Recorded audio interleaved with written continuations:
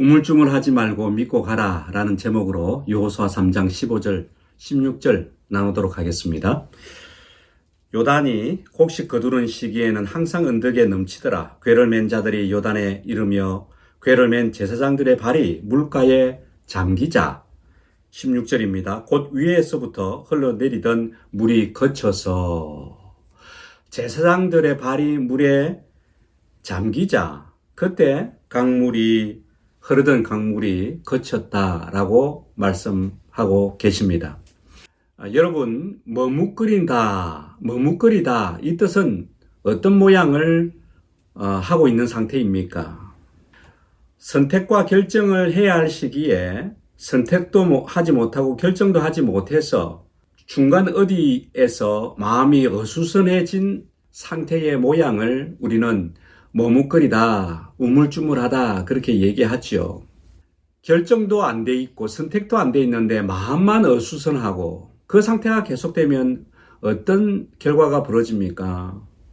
결론도 없고 결과로 얻어지는 것은 없고 시간만 낭비하는 그런 상황에 이를 가능성이 높지요. 그래서 우리 인생을 살다 보면 물론 깊이 고민하고 생각해 봐야 할 시기에 당도할 때가 있지만 많은 경우 우물쭈물하지 말고 앞으로 나가야 할 그런 경우가 많이 생깁니다. 예를 들면 산모가 있습니다.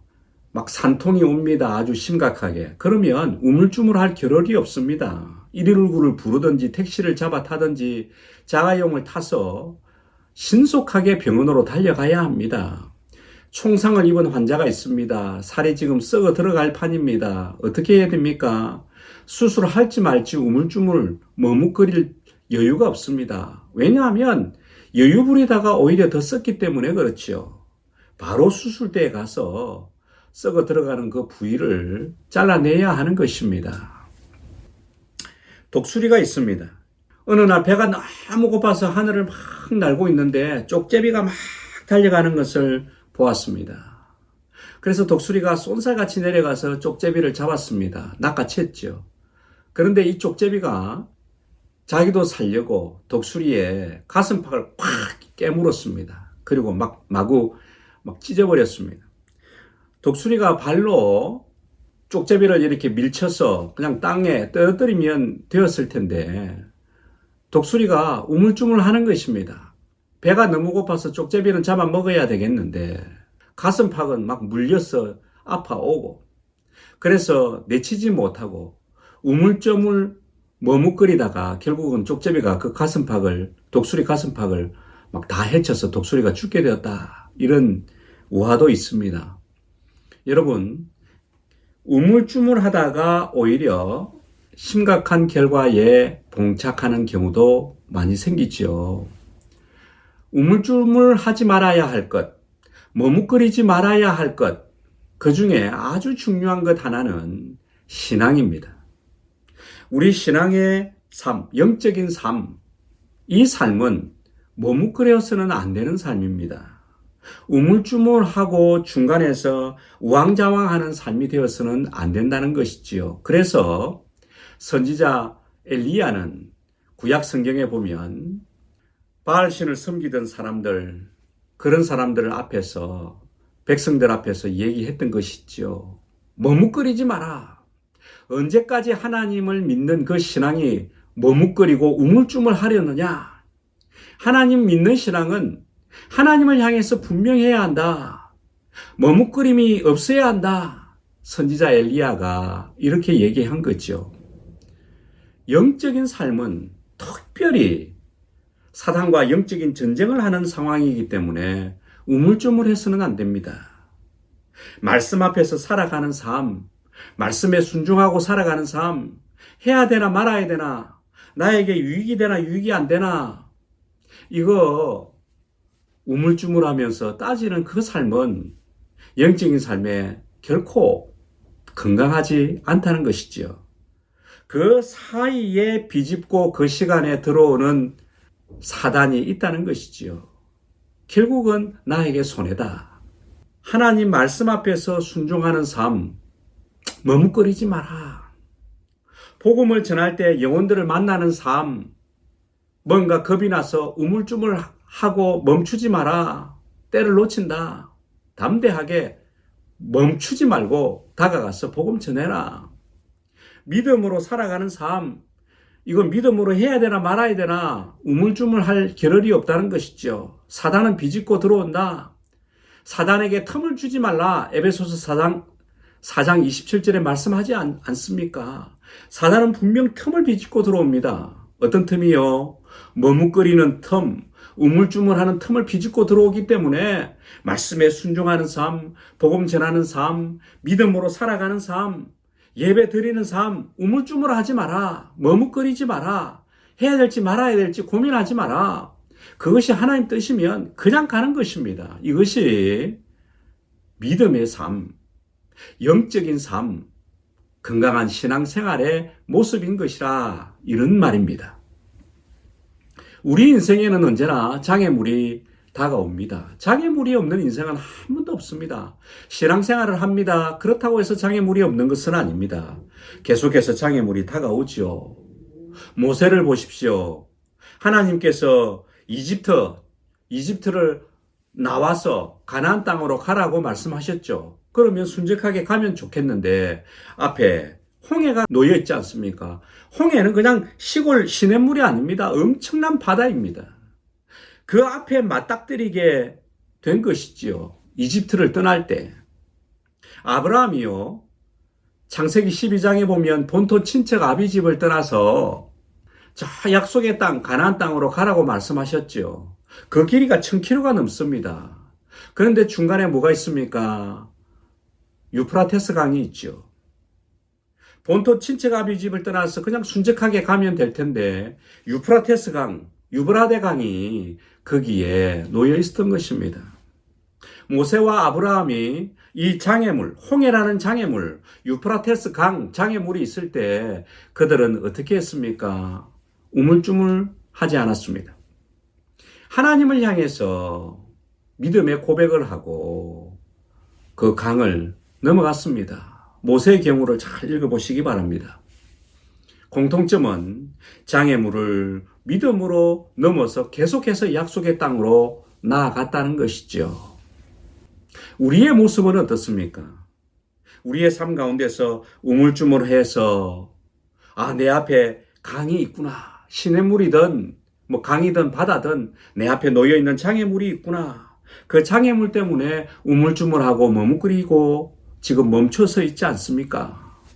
우리가 하나님 앞에서 신앙생활을 한다면 신앙생활만큼은 멈추지 말고 머뭇거리지 말고 앞으로 나아가야 하는 것입니다. 그냥 믿음으로 가는 것입니다. 그러면 그때 그냥 무대뽀로 가는 것입니까? 아닙니다. 하나님이 함께 하시기 때문에 그 속에서 놀라운 역사를 일으키실 하나님을 경험하게 될 것입니다. 그래서 그냥 가보라는 것이죠. 믿음으로. 오늘 본 말씀도 마찬가지입니다. 약속의 땅에 거의 다다랐습니다. 이제 앞에 요단강이 놓여 있습니다. 하필이면 그때 비가 많이 내리는 우기철이었기 때문에 강물이 넘실넘실 막 넘쳐나는 그런 상황이었습니다. 여호수아와 백성들이 지금 건너기 전에 200만 명이 지금 거기에 서 있습니다. 어떻게 해야 합니까? 우물쭈물하고 머뭇거려야 합니까? 건너야 할지 건너가지 말아야 할지를 고민해야 합니까? 아니요. 그들은 하나님 앞에서 요단강을 건너서 약속의 땅 가나안 땅에 갈 것을 믿음으로 결단하고 전진합니다. 자세히 보면 15절에 저 끝에 보면 맨 끝에 이렇게 돼 있죠. 궤를 맨 제사장들의 발이 물가에 잠기자 16절에 강물이 거쳐서 라고 기록되어 있죠. 제사장이 아니고요. 제사장들이라고 말씀하고 계시죠. 언약궤는 정사각형이지 않습니까? 궤는. 그 궤 밑에다가 양쪽으로 큰 봉을 달아서 어깨에 맬 수 있도록 만들었지요. 그렇다면 제사장들이 한 명이 아니라 여러 명이 쭉 이렇게 나열해서 메었을 거 아닙니까? 그러면 요단강을 지나고자 할 때에 맨 첫 번째 줄에 있던 두 사람 제사장이 요단 강물에 발을 담갔을 거 아닙니까? 강물은 멈췄습니까? 멈추지 않았죠. 두 번째 줄에 있는 사람이 또 발을 담굽니다. 강물이 멈췄을까요? 멈추지 않았죠. 만약에 그때 발을 담궜는데도 요단 강물은 그대로 있네. 우리 다시 요단강 밖으로 나가자. 그랬을 수도 있잖아요. 그런데 그들은 그냥 갑니다. 믿음으로. 그리고 마지막 제사장들, 그 선에 있던 사람들까지 발이 요단 강물에 잠겼을 때 그제서야 요단 강물은 그칩니다. 멈추는 것이죠. 하나님이 보시고자 했던 것은 무엇입니까? 그냥 찰싹거리는 그 강물 밑바닥에 맨 앞줄에 있는 사람이 발 살짝 담궜을 때 어떤 역사가 일어나는 것 하나님 기대하지 않으셨습니다. 모두가 온전한 믿음으로 그냥 요단강 물 안으로 제사장들이 들어가는 데까지 이르러야 하나님께서는 역사하시겠다 하는 마음을 가지셨던 것이죠. 우리도 마찬가지입니다. 믿음으로 산다고 합니다. 그래서 그냥 적당하게 우리가 속된 말로 깔짝거린다 그러죠. 깔짝거리듯이 밥 먹을 때 왜 깔짝깔짝 된다 그러지 않습니까? 그냥 그 물가에 있는 발에 살짝 담그면서 어떤 일이 일어나는지 보자. 하나님이 어떤 역사를 일으키시는지 보자. 하나님은 그걸 원치 않으십니다. 정말 믿음의 사람이라면 얕은 물가에서 그냥 적당한 깔짝거리는 믿음으로 살지 마라. 깊은 물속까지 그냥 들어갈 용기로 믿음의 태도를 보여라. 하나님의 마음인 것이죠. 지금 제사장들은 그렇게 했던 것입니다. 여러분, 하나님은 어떤 분이십니까? 이사야 43장 19절을 보십시오. 광야에 길을 내시는 분이 아니십니까? 없는 길도 광야에 길을 내시는 분 하나님이십니다. 사막에 무슨 물이 있습니까? 그런데 사막에다가 강물을 내신다고 하십니다. 그분이 전능하신 하나님이시다라고 말씀하시죠. 이사야 43장 19절, 잠언 3장 5, 6절 말씀, 내 길을 지도하시리라. 없던 길도 하나님께서 뚫어서 만들어 보이시면서 그 길을 걸어가게 하시겠다는 분이 바로 하나님이시지 않습니까? 시편 23편 1, 2절 뭐라고 하십니까? 인생의 목자가 누구냐? 너희가 아니다. 나다. 하나님이 우리 인생의 목자라고 하시지 않습니까? 그래서 인생의 푸른 풀밭으로, 인생의 물가로, 쉴만한 물가로 인도해 주시겠다. 당장에 보이지 않지만 앞으로 분명히 인생의 푸른 풀밭이 있을 거고 인생에 쉴만한 물가가 있을 거다. 나를 목자 삼고 그냥 믿음으로 가보라. 하나님께서 말씀하십니다. 여러분, 얕은 물가에 깔짝거리는 그런 믿음 그다지 썩 좋은 믿음이 아닙니다. 얕은 물가에는 물고기도 없습니다. 물고기를 잡는 역사 제대로 일어나지 않습니다. 깊은 물속으로 가는 믿음을 가지시길 바랍니다.